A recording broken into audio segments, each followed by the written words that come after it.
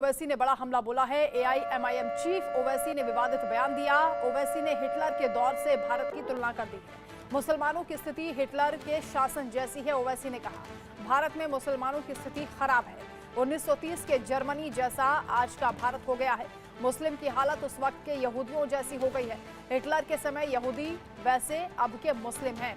ओवैसी ने बीजेपी पर निशाना साधते हुए भारत को लेकर भी ये विवादित टिप्पणी कर दी है। 2024 की लड़ाई अब हिटलर पर आ गई है, क्योंकि हिटलर का जिक्र करते हुए ओवैसी ने बड़ा हमला बोला है और विवादित बयान भी दे दिया है। भारत की तुलना हिटलर से की है और जर्मनी के यहूदियों से भारत के मुसलमानों की तुलना कर रहे हैं। भारत में मुसलमानों की स्थिति खराब है, ओवैसी ने कहा। 1930 में जर्मनी जैसा आज का भारत हो गया है। यहाँ मुस्लिमों की हालत उस समय के यहूदियों जैसी है। हिटलर के समय यहूदी वैसे अब के मुस्लिम हो गए। जो भारत में आज जो पोजीशन है मुसलमानों की, वो 1930 के हिटलर के ज़माने में जो यहूदियों से जो हरकतें होती थी वही स्टेज पे हम हैं। जो भारत में आज जो पोजीशन है मुसलमानों की, वो 1930 के हिटलर के ज़माने में जो यहूदियों से जो हरकतें होती थी वही स्टेज पे हम हैं।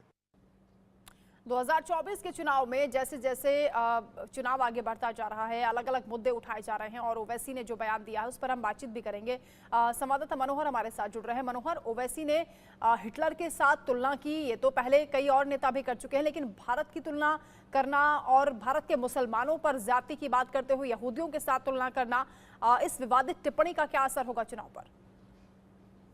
देखिए, बिल्कुल अब ओवैसी पूरी तरह से बौखला गए हैं, जैसा कि बीजेपी नेताओं का कहना है। और उन्होंने साफ तौर से मोदी काल को उन्होंने हिटलरशाही काल कहा है और उन्होंने कहा है कि देश में मुसलमानों की जो स्थिति है वो हिटलर के टाइम में, जब 1930 में हिटलर की सत्ता थी जर्मनी में, उस समय यहूदियों की जो हालत थी वही हालत आज देश में मुसलमानों का है। हालांकि इस तरह से लगातार जो है सो ओवैसी अपने बयानों के लिए जाने जाते हैं और हैदराबाद से लोकसभा चुनाव लड़ रहे हैं और उनका साफ तौर से ये कहना है कि अब जो है इन बयानों को लेकर के वो जनता के बीच में जा रहे हैं और जनता तय करेगी। लेकिन इस बयान को लेकर के बीजेपी ने ओवैसी पे जमकर के हमला बोला है। बीजेपी के नेताओं का ये कहना है, क्या ओवैसी अपने दौर भूल चुके हैं? यानी जब सत्ता थी या जिस प्रकार से वो बयान कर रहे थे, कई बार उन्होंने शैतान से भी तुलना की थी। तो ऐसी स्थिति में बीजेपी के नेताओं का ये कहना है कि क्या कोई ऐसा मुस्लिम कंट्री है जहां इस तरह के लोकतंत्र हैं? सीधे तौर पर उन्होंने ओवैसी पे निशाना साधा है। जी बिल्कुल मनोहर, बार बार इस तरह की टिप्पणी करना, मुसलमानों को भड़काने का काम करना, यही ओवैसी का पेशा बन गया है और इसीलिए बीजेपी भी हमलावर है। यूपी के डिप्टी सीएम केशव प्रसाद मौर्य ने इस पर बयान दिया है, पलटवार किया है और ओवैसी की हिटलर युग वाली टिप्पणी को लेकर उन्होंने कहा कि 4 जून को 4 बजे 400 पार होने के बाद सभी जय श्री राम बोलेंगे। पहले के चुनाव में ये सब टोपी लगाकर वोट मांगते थे, अब टीका लगाकर वोट मांगते हैं। 2014 में कमल खिलने के बाद 10 साल में पीएम रहने का ये परिणाम है कि जय श्री राम का उद्घोष पूरे देश में हो रहा है।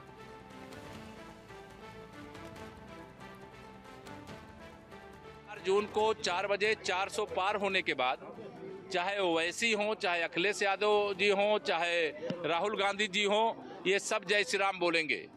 इसके पहले के चुनाव में ये सब जालीदार टोपी लगा करके वोट मांगने का काम करते थे, अब टीका लगा करके वोट मांगने का काम करते हैं। ये 2014 में कमल खिलने का, 10 वर्ष मोदी जी के प्रधानमंत्री रहने का ये परिणाम है।